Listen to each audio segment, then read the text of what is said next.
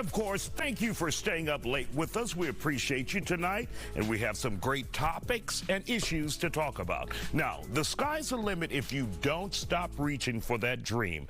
We learned that from our next guest. Tyrone Jacobs is one of NASA's newest engineers, and his official headshot for the agency has gone viral on Twitter, aka X, and around the country.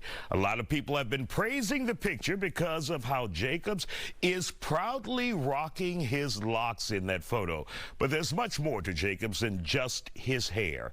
He's overcome a lot in his own personal life to get here where he is now. He joins us on the studio tonight on the Factor Uncensored. Good to see you, sir. And congratulations. Thank you. So when you posted that photo, did you ever expect to get the response you did? Not at all. When I posted it, I thought I would get, a little bit of love. Some congratulations. This is a nice picture. You look nice. Yeah, like a little bit. But to see it going and where it went now in present day, like I totally did not expect it. And it's a very overwhelming feeling. I'm still overwhelmed. Like I can't even process. There's no words in the dictionary to process what the feeling is on the inside. Like I can't pick a word.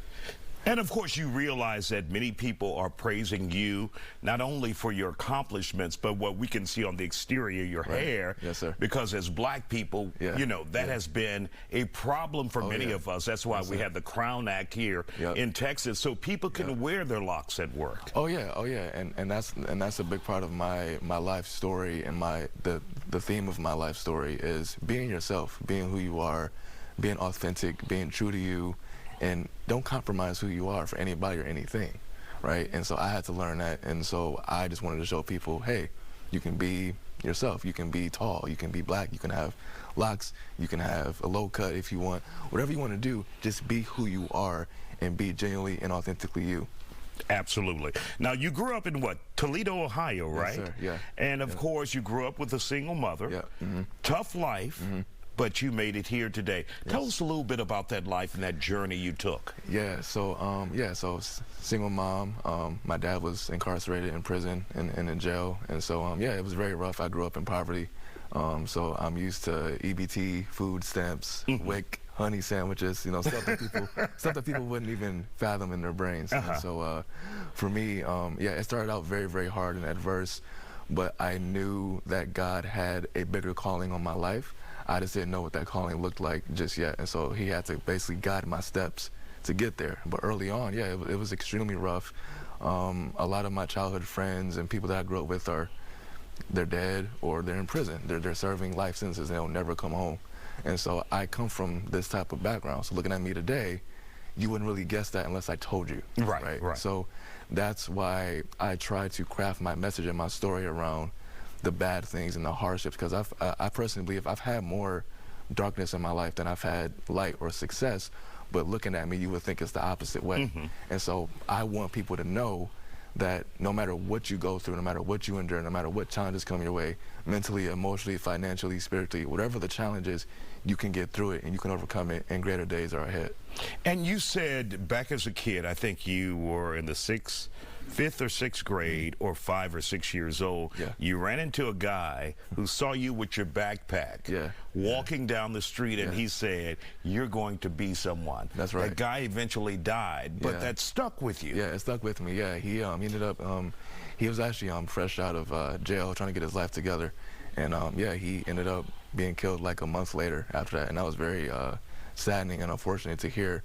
But yeah, there's one day I was getting off the school bus, walking home. He was outside. He saw me, pulled me to the side. He said, hey man, like you need to stay away from this stuff over here. But I see something in you. Like you're going to be something. I don't know what it is. I don't know what you're going to be. But I can look at you right now and tell one day you're going to become something. And he ended up passing away. So I never let that message, go away from or be far away from my mind and my heart. I always kept it with me. So. And when you get a message like that as a kid, are you hoping at some point in your life, and I don't know if you're doing it now, to mentor to other young kids who may be, facing a difficult struggle growing up in their community or in life? Yeah, so I find mentoring extremely huge and a very integral part of my success today, because I didn't get here completely by myself. I mean, I don't call myself a self-made man or a self-made person. I'm a God-made man, a God-made person. So God, he ordained all of my steps, and I just had to follow it. So for me, I've had a lot of people pour into me over the years, and so I really value mentorship, and I definitely do that with kids and babies and toddlers and stuff like that today. I mean, I am a speaker, motivational speaker, so I go into different schools, high schools, elementaries, universities, colleges.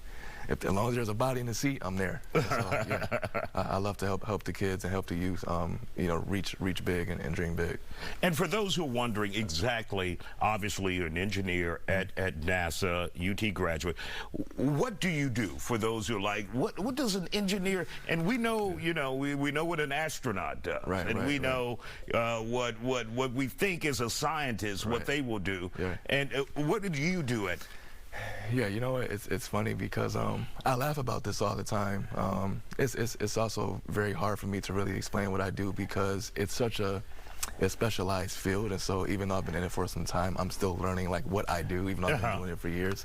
But the best way for me to explain it without getting too technical or too, I guess, deep into it is my team is responsible for making sure that space and satellite hardware are tested and qualified to survive a life cycle or a life's mission in space, in orbit.